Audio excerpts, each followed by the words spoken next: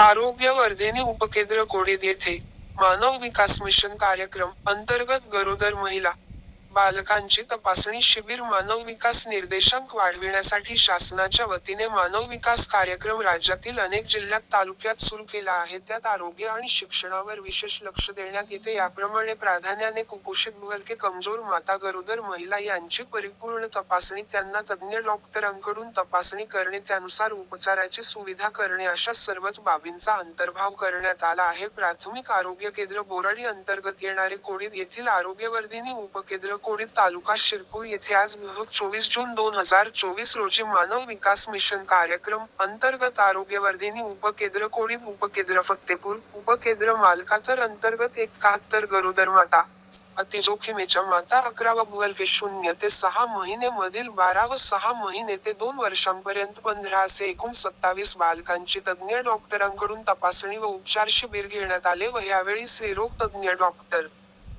यश Pawar sir, बालरोग तज्ज्ञ doctor Vishal Shivde sir, doctor Roksing Pawar sir हे होते. तसेच आरोग्यवर्धिनी उपकेंद्र कोडीद येथील समुदाय आरोग्य अधिकारी डॉक्टर हिरा पावरा, मालकातर उपकेंद्राचे समुदाय आरोग्य अधिकारी डॉक्टर किरण पाटील, फत्तेपूर उपकेंद्राचे समुदाय आरोग्य अधिकारी पूजा मरळे, आरोग्य सहाय्यक चेतन पाटील, मनोज पगारे, आरोग्य सहायिका मंगला वाडिले, उपकेंद्र कोडीद, उपकेंद्र मालकातर, उपकेंद्र फत्तेपूर, उपकेंद्र बुडकी येथील आरोग्य सेविका, आरोग्य सेवक, लॅब तक्षक, गटप्रवर्तक अशा सेविका कर्मचारी तसेच सर्व आरोग्य कर्मचारी शिबिर ठिकाणी उपकेंद्र कोडीद येथे उपस्थित होते. यावेळी उपकेंद्र कोडीद येथील समुदाय आरोग्य अधिकारी डॉक्टर हिरा पावरा यांनी सगळ्यांचे आभार मानले.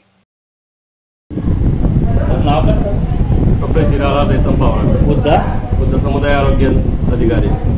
सर, आपल्याकडे ज्या गरोदर माता आहेत त्या मातेची आपण मानव विकास मध्ये तपासणी करतो. ज्या माता आता समजा इथं पुढच्या तपासणीला आल्या नाहीत त्या मातांची आपण कशी तपासणी करतो? आम्ही आशांमार्फत त्या मातांपर्यंत म्हणजे या तपासणीला जर गरोदर माता तपासणीसाठी आली नाही तर पुढच्या जे दैनंदिन लसीकरण आराई आहे किंवा जे एएनसी क्लिनिक आहे त्याच्या मार्फत आम्ही त्या गावी जिथं वंचित राहिलेली माते त्या गावी आम्ही जाऊन तिथं आराई असेल किंवा म्हणजे एएनसी क्लिनिक असेल त्या मार्फत आम्ही गरोदर मातांना आशांमार्फत त्या क्लिनिकमध्ये तपासणीसाठी बोलवत असतो. आणि आता आपल्याकडे जी गरोदर माताची नोंदणी होते म्हणजे ती आशा मार्फत आणि होते का कशी होते? आपल्याकडे माहिती कशी पडते गरोदर मातेची?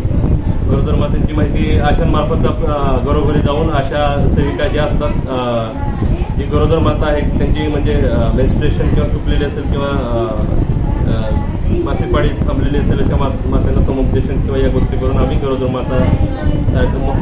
माता आमच्या उपकेंद्रापर्यंत घेऊन येत असतो आशांमार्फत. आणि आपल्याकडे ज्या गरोदर माता आहेत त्यांची सोनोग्राफी होते का आणि कुठे होते? आमच्या गरोदर मातांची सोनोग्राफी दरमहा प्रत्येक गावागावी गाडी जाऊन उपकेंद्रामार्फत आम्ही शिरपूरला सोनोग्राफीसाठी गरोदर माता पाठवत असतो शिरपूरला.